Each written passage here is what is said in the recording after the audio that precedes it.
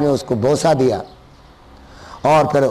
دست مبارک غائب ہوا، اور اس کے بعد آپ کے دل میں یہ خیال پیدا ہوا کہ کہیں ایسا نہ ہو کہ اس کی وجہ سے میرے دل میں یہ تکبر پیدا ہو جائے کہ یہ کام وہ ہو گیا جو کسی کے لیے نہیں ہوتا، تو آپ دروازے پر مسجد نبوی کے لیٹ گئے، سب کو قسم دی کہ تم لوگ میرے گردن پر پاؤں رکھ کر گزرو، مجھ سے پھلانگ کر گزرو تاکہ تکبر کا ختم ہو۔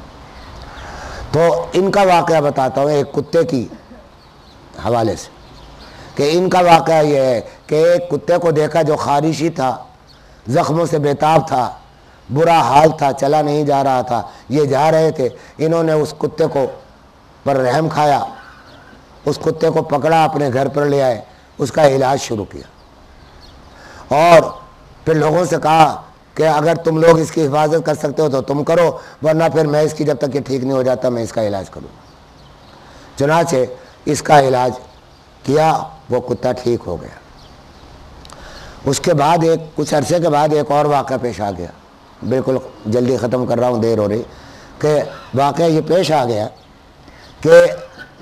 ایک مرتبہ گزر رہے تھے، دونوں طرف کیچڑ تھی، پانی تھا، ایک منڈیر جو بیچ میں لگی ہوئی تھی، تو اس پہ سے گزر رہے تھے، سامنے سے ایک کتا آ رہا تھا۔ اب دونوں،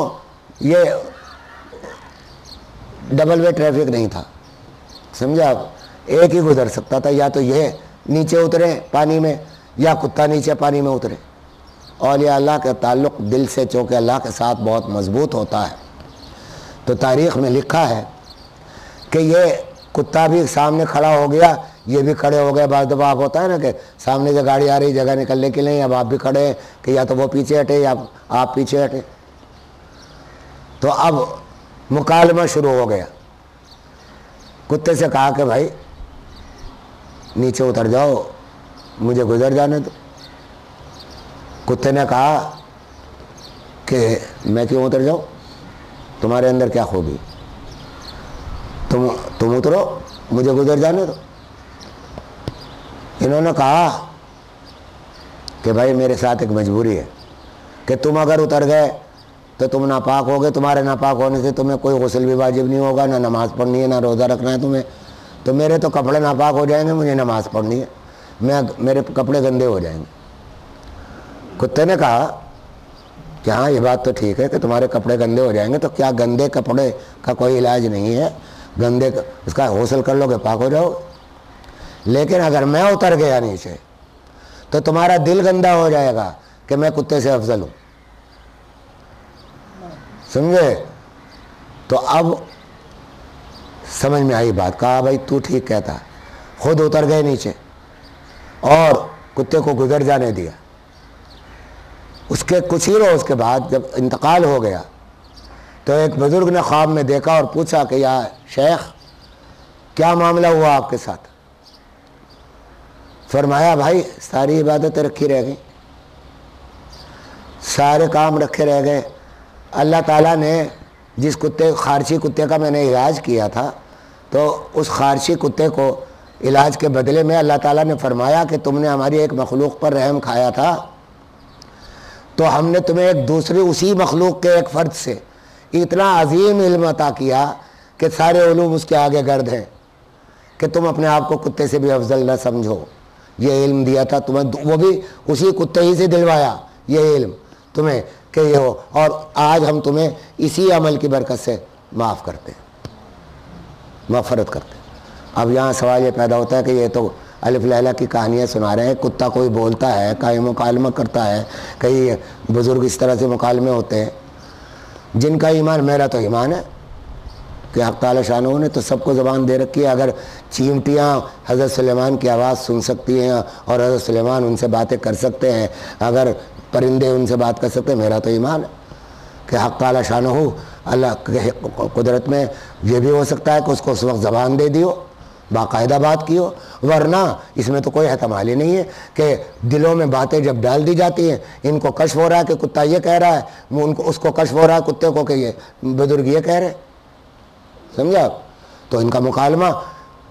روحانی ہو رہا ہو۔ تو اس واسطے میرے دوستوں، میرے بھائیوں، اللہ تعالیٰ مجھے سب سے پہلے توفیق دے کہ اس آیت پر عمل کروں، آمنو کہ ایمان ٹھیک کر لیں ہم اپنا. تکبر سے بچیے بھائی, تواضع اختیار کیجئے. تکبر سے جو بچ گیا انشاءاللہ جنت اس کا وعدہ ہے جنت کا. اور شیطان کے ان حربوں سے بچیے, یہ جو اس نے بہت طریقے ایجاد کر لیے ہیں اسلام کی تکمیل کے بعد. کہیں مختلف گیارہویں آئے ہیں, کہیں سوئم ہیں, کہیں چیلوم ہیں, کہیں اور دوسری نظر و نیاز کے طریقے ہیں. یاد رکھیے یہ نہ وہاں حضور صلی اللہ علیہ وسلم کے زمانے میں نہیں تھے, صحابہ کرام کے زمانے میں نہیں تھا, اور تابعین کے زمانے میں نہیں تھا. اللہ تعالی ہمیں ان تکبر سے بچنے کی توفیق دے, اور ان تمام باتوں پر عمل کرنے کی مجھے بھی توفیق دے اور آپ کو بھی, کہ جو اس وقت کہی گئی, اور ہمارے اعمال و اخلاق کی اصلاح فرما دے. آمین وآخر دعوانا الحمدللہ رب العالمین. بسم اللہ الرحمن الرحیم. الحمدللہ ہماری یہ نشست جس میں آپ لوگ شرکت فرماتے ہیں, بہت سارے چند ایسے رفقہ ہیں جو بالکل پہلی نشست سے باقاعدگی کے ساتھ شریک ہوتے ہیں. آج اس نشست کو تقریباً 7.5 سال ہو چکے ہیں. ہم نے سن 2002 کے اگست میں اس کا آغاز کیا تھا. میرے بھائی ناصر الدین محمود اور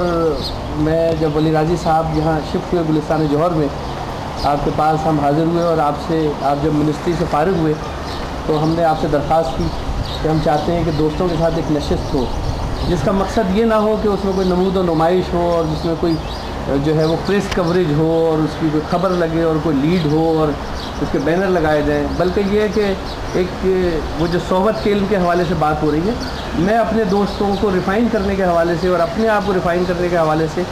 ہماری شخصیت جو اتنی بڑی محترم موجود ہے ان سے فائدہ اٹھایا جائے. تو محترم ولی راضی صاحب نے ہماری اس درخواست کو قبول کیا بڑی فراغ دلی سے, اور اس خدشے کا اظہار کیا تھا کہ بھائی کسی بھی کام کو مستقل کرنا بڑا مشکل کام ہوتا ہے, یہ آسان کام نہیں ہے. پھر اگر آپ شروع کریں گے تو پھر اس کو جاری رہنا چاہیے. الحمدللہ سن 2002 سے اگست کے مہینے سے برادر ناصر الدین محمود کے گھر میں پہلی نشست ہوئی تھی, اور پھر میرے یہاں دوسری نشست ہوئی تھی. اس کے بعد سے 3 یا 4 شاید گیپ ہوئے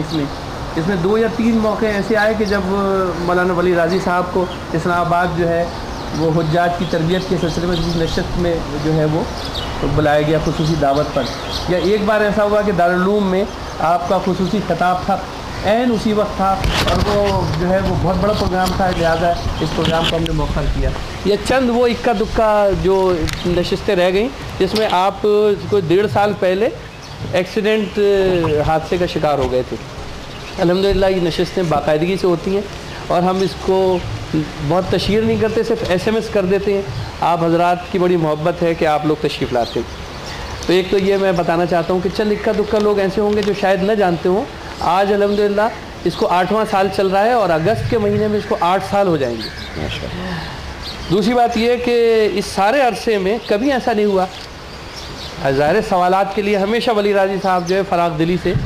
آفر کرتے ہیں, لیکن پچھلی دفعہ میرے ایک بچپن کے دوست جو ہے وہ پتہ نہیں کیا گرمی کے مارے ہوئے تھے یا پتہ نہیں کیا معاملہ تھا,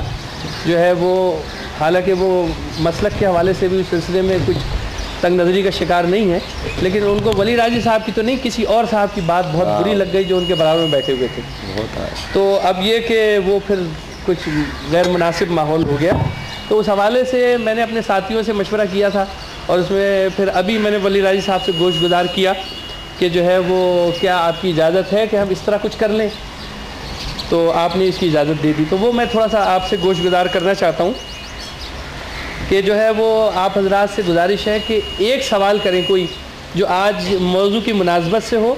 آپ کو کوئی پہلو سمجھ میں نہ آ رہا ہو, یا آپ اس میں کوئی مزید دلیل چاہتے ہوں, یا آپ سمجھتے ہیں کہ اس میں مزید وضاحت کی جائے.